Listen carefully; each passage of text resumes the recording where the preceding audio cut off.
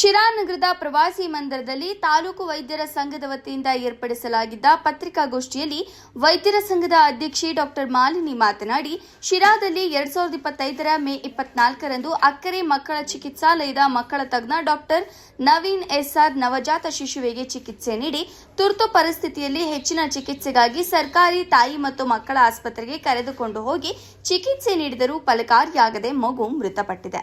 ಬಾಣಂತಿಯರ ಪಥ್ಯದಿಂದ ಎದೆಹಾಲಿನಲ್ಲಿ thiamine ಎಂಬ vitamin ಕೊರತೆಯಿಂದ ಮಕ್ಕಳಲ್ಲಿ ಹೃದಯ ಸ್ತಂಭನವಾಗುವ ಸಾಧ್ಯತೆ ಹೆಚ್ಚಿದೆ. ಆದರೆ ಈ ಸತ್ಯ ತಿಳಿಯದೆ ಮಗು ಮೃತಪಟ್ಟಿದ್ದು, ವೈದ್ಯರು ನೀಡಿದ ಓವರ್ ಡೋಸೇಜ್ ಔಷಧಿಯಿಂದ ಪೋಷಕರು, ಸಂಬಂಧಿಕರು ಹಾಗೂ ಸಾಮಾಜಿಕ ಜಾಲತಾಣಗಳಲ್ಲಿ ವೈದ್ಯರ ವಿರುದ್ಧ ಆರೋಪ ಮಾಡಲಾಗಿತ್ತು. ಈಗ ವೈದ್ಯಕೀಯ ಮರಣೋತ್ತರ ವರದಿ ಬಂದಿದ್ದು, ಹೃದಯ ಸ್ತಂಭನದಿಂದ ಮಗು ಮೃತಪಟ್ಟಿದೆ ಎಂದು ತಿಳಿದು ಬಂದಿರುತ್ತದೆ. ತನಿಖಾ ವರದಿಯ ನಂತರ ವೈದ್ಯರದೇನು ತಪ್ಪಿಲ್ಲವೆಂದು ತಿಳಿದು ಬಂದಿದ್ದರೂ ಕೂಡ ಸಾಮಾಜಿಕ ಜಾಲತಾಣಗಳಲ್ಲಿ ಇನ್ನೂ ಆ ವಿಷಯ ಪ್ರಸ್ತಾವನೆ ಆಗುತ್ತಾ ಇರುವುದರಿಂದ ವೈದ್ಯರಿಗೆ ತೊಂದರೆಯಾಗುತ್ತಿದೆ. ವೈದ್ಯರು ಹಾಗೂ ರೋಗಿಗಳ ಬಾಂಧವ್ಯ ಚೆನ್ನಾಗಿದ್ದರೆ ಮಾತ್ರ ಉತ್ತಮ ಚಿಕಿತ್ಸೆ ನೀಡಲು ಸಾಧ್ಯ ಎಂದು ತಿಳಿಸಿದರು. ವೈದ್ಯರು ಜೀವರಕ್ಷಕರು, ಜೀವ ತೆಗೆಯುವವರಲ್ಲ. ತಮ್ಮ ವೈಯಕ್ತಿಕ ಸುಖವನ್ನ ಬದಿಗೊತ್ತಿ ಸಮಾಜದ ಸೇವೆಗೆ ಮುಂದಾಗಿರುವ ಇವರ ಹೆಸರಿಗೆ ಕಳಂಕ ಬರಬಾರದು ಎಂದು ತಿಳಿಸಿದರು. ಎಲ್ಲರಿಗೂ ನಮಸ್ಕಾರ. ನಾವು ಈ ದಿನ ಕಳೆದ ವರ್ಷ ಮೇ 24, 2025ರಂದು ನಡೆದ ಒಂದು ಘಟನೆ ಅಂದರೆ ನವಜಾತ ಶಿಶುವಿನ ಸಾವಿನ ಬಗ್ಗೆ ಡಾಕ್ಟರ್ ನವೀನ್ ಕುಮಾರ್ ಎಸ್ಆರ್ ಅಂತ ಅವರ ನಿರ್ಲಕ್ಷ್ಯದಿಂದ ಹಾಗೂ ಮೆಡಿಸಿನ್ ಓವರ್ ಡೋಸ್ ಎಂದು ಹಲವು ಮಾಧ್ಯಮಗಳಲ್ಲಿ ಸುದ್ದಿ ಪ್ರಕಟವಾಗಿತ್ತು. ಸೊ ಈಗ ಬಂದಿರುವ ನಮಗೆ ಒಂದು ಮರಣೋತ್ತರ ಪರೀಕ್ಷೆಯ ವರದಿಯಲ್ಲಿ ಮಗುವಿನ ಸಾವು ಹೃದಯ ಸ್ತಂಭನದಿಂದ ಸಂಭವಿಸಿದೆ ಎಂದು ನಮಗೆ ಮರಣೋತ್ತರ ಪರೀಕ್ಷೆಯಿಂದ ದೃಢೀಕರಿಸಿದೆ.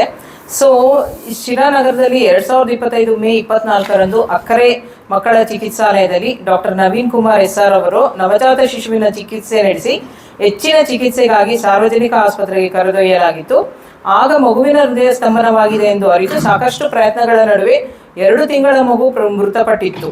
ತಾಯಿಗೆ ಕಠಿಣ ಪಥ್ಯ ಇಡುವುದರಿಂದ ತಾಯಿಯ ಎದೆ ಹಾಲಿನಲ್ಲಿ ಥಯಾಮಿನ್ ಎಂಬ ವಿಟಮಿನ್ ಕೊರತೆಯಿಂದ ಮಗುವಿಗೆ ಹೃದಯದ ಮೇಲೆ ಅತಿಯಾದ ಒತ್ತಡ ಉಂಟಾಗಿ ಮಗುವಿನ ಹೃದಯ ಸ್ತಂಭನವಾಗಿರುವ ಸಾಧ್ಯತೆ ಹೆಚ್ಚಿದೆ.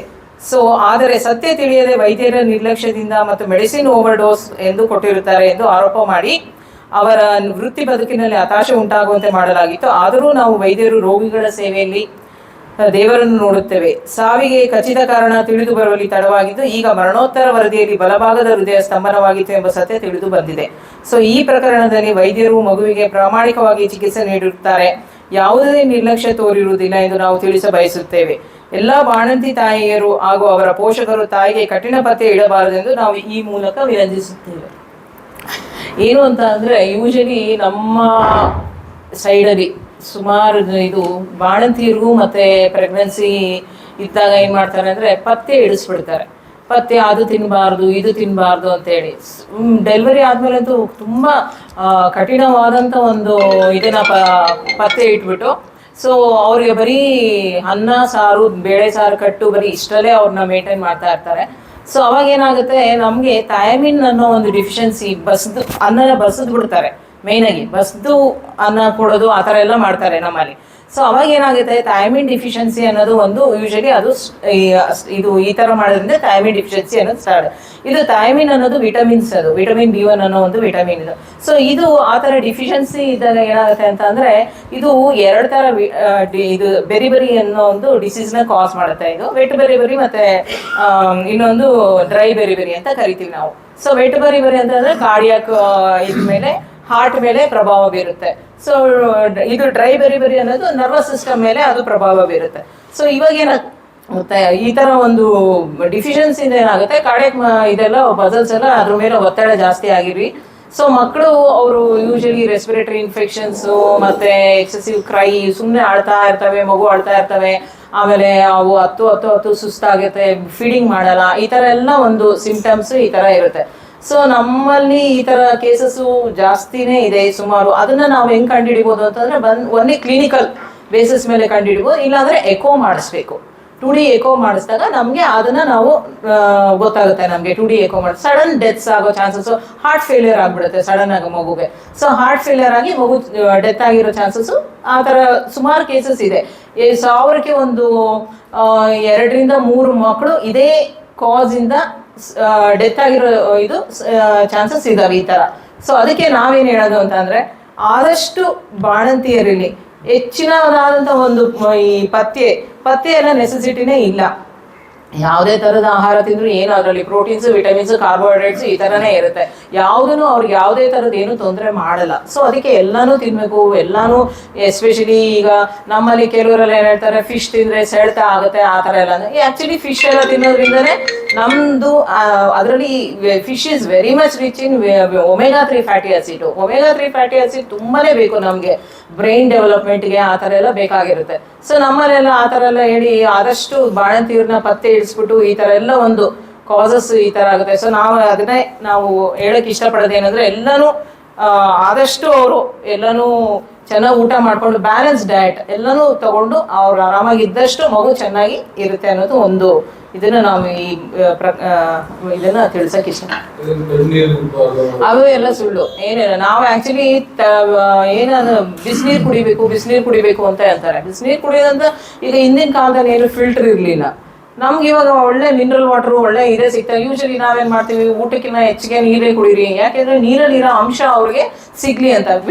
ಇವ್ರೇನ್ ಮಾಡ್ತಾರೆ, ಚೆನ್ನಾಗಿ ಬಿಸಿನೀರು ಕುಡಿದು 9 ತಿಂಗಳು 10 ತಿಂಗಳ ತನಕ ಬಿಸಿನೀರು ಕುಡಿಸಿ ಅದ್ರಲ್ಲಿರೋ ಅಂತ ಹೇಳಿ ವಿಟಮಿನ್ B12 ಡಿಫಿಷಿಯನ್ಸಿ ಸ್ಟಾರ್ಟ್ ಆಗುತ್ತೆ ಅವ್ರಿಗೆ. ಸೊ ಕಾಲು ಎಲ್ಲ ಉರಿ ಬರೋದು ಅದೆಲ್ಲ ಸ್ಟಾರ್ಟ್ ಆಗುತ್ತೆ ಅವ್ರಿಗೆ. ಸೊ ನೆಸೆಸಿಟಿ ಇಲ್ಲ. ನಾವೇನ್ ಹೇಳೋದು ಒಳ್ಳೆ ನೀರು ಕುಡೀರಿ ಅಂತ ಅಷ್ಟೇ ಹೇಳ್ತೀವಿ ವಿನ ಬಿಸಿನೀರೇ ಕುಡಿಬೇಕು ಅಂತ ಏನು ಆ ಥರ ಏನು ಇಲ್ಲ.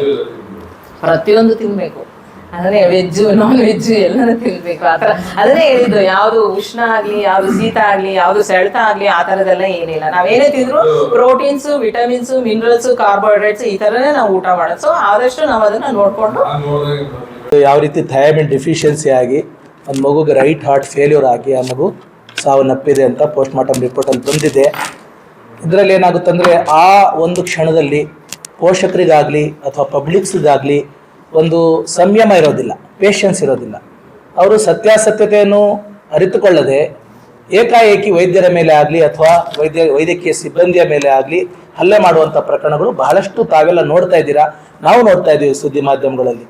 ಹಾಗಾಗಿ ನಮ್ಮಲ್ಲಿ ಈ ಒಂದು ಬಯಲುಸೀಮೆ ಶಿರಾ ಪ್ರದೇಶ ಒಂದು ಕಾಲದಲ್ಲಿ ಬಹಳಷ್ಟು ಇಂಥ ಫೆಸಿಲಿಟಿಯಿಂದ ದೂರ ಇತ್ತು. ದೇವ್ರ ದಯೆಯಿಂದ ಇವತ್ತು ಒಳ್ಳೊಳ್ಳೆ ಹಾಸ್ಪಿಟಲ್ಸ್ ಇದ್ದಾವೆ, ಡಾಕ್ಟರ್ಸ್ ಇದ್ದಾರೆ, ಹಾಗೂ ನಮ್ಮ MCH ಹಾಸ್ಪಿಟ್ಲ್ ಇದೆ. ಸಾಕಷ್ಟು ಸೇವೆ ನಾವು ಕೊಡ್ತಾ ಇದ್ದೀವಿ. ಆಂಧ್ರ ಬಾರ್ಡ್ರಿಂದ ಜನ ಬರ್ತಾ ಇದ್ದಾರೆ, ತಾವೆಲ್ಲ ನೋಡ್ತಾ ಇದ್ದೀರಿ. ಆಲ್ಮೋಸ್ಟು ಜಿಲ್ಲಾ ಆಸ್ಪತ್ರೆಗೆ ಮೀರುವಂತಹ ಕೆಲಸ ನಮ್ಮ ಶಿರಾ MCH ಹಾಸ್ಪಿಟ್ಲ್ ಮತ್ತು ಶಿರಾ ತಾಲೂಕು ಹಾಸ್ಪಿಟ್ಲಲ್ಲಿ ನಡೀತಾ ಇದೆ. ಇದರಲ್ಲಿ 2 ಮಾತಿಲ್ಲ. ಇಷ್ಟೊಂದು ಸೌಕರ್ಯ ನಾವು ಶಿರಾದಲ್ಲಿ ಕೊಡಬೇಕಾದ್ರೆ 1-2 ಪ್ರಕರಣಗಳು ಇಂಥವಾಗದ್ದು ಸ್ವಾಭಾವಿಕ. ಅದನ್ನು ಈ ಕೆಲವರು ಈಗ ವೃತ್ತಿ ಮಾಧ್ಯಮದವರು, ನಾನು ತಿಳ್ಕೊಂಡಂಗೆ ಈಗ ನಾವೆಲ್ಲ ಪ್ರೊಫೆಷನಲ್ ಡಾಕ್ಟರ್ಸ್, ನೀವೆಲ್ಲ ಪ್ರೊಫೆಷನಲ್ ವೃತ್ತಿ ಮಾಧ್ಯಮದವರು. ಈಗ ಈ ನಡುವೆ ಕೆಲವರು ಸ್ವಲ್ಪ ಇದ್ರ ಬಗ್ಗೆ ಕ್ಲೂ ಇಲ್ಲದೆ ಇರೋರು, ಕೆಲವರು ಯೂಟ್ಯೂಬರ್ಸ್ ಆಗಿರ್ಬೋದು, ನಾನು ಎಲ್ಲರಿಗೂ ಅಂತ ಹೇಳಲ್ಲ, ಅದ್ರ ಬಗ್ಗೆ ಸೆನ್ಸಿಟಿವಿಟಿ ಇಲ್ದಿರೋರು ಏಕದಮ್ ನ್ಯೂಸ್ ಮಾಡಿಬಿಡೋದು, ವೈರಲ್ ಮಾಡಿಬಿಡೋದು, ಇದು ಎಲ್ಲಿವರೆಗೂ ಸರಿ ಅಂತ ನಮಗೂ ಒಂಥರ ಅನ್ಸುತ್ತೆ. ಈ ಸಂದರ್ಭದಲ್ಲಿ ಶಿರಾ ತಾಲೂಕು ವೈದ್ಯರ ಸಂಘದ ಕಾರ್ಯದರ್ಶಿ ಅಫ್ಜಲ್ ಉರ್ ರೆಹಮಾನ್, ಖಜಾಂಚಿ ಡಾಕ್ಟರ್ ರಘು ಕೆಸಿ, ಗೌರವಾಧ್ಯಕ್ಷರಾದ doctor Srinivas, doctor Ramakrishna, doctor BK Manjunath, doctor Siddeshwara, doctor Chikkanna, doctor Naveen, doctor Srikanth, doctor Darshan, doctor Bhaskar Babu, doctor Shruti, doctor Vinay Kumar Singh, doctor Darshan, doctor Vinay, doctor Annapurna, doctor Nitin ಉಪಸ್ಥಿತರಿದ್ದರು.